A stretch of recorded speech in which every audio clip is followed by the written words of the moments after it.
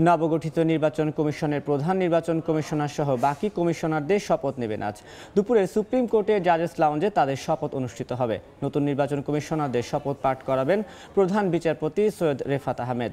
21 November রাষ্ট্রপতির নির্দেশে নতুন নির্বাচন কমিশন গঠন হয়। প্রধান নির্বাচন কমিশনার হিসেবে নিয়োগ দেওয়া হয় অবসরপ্রাপ্ত সচিব এএমএম নাসির উদ্দিনকে।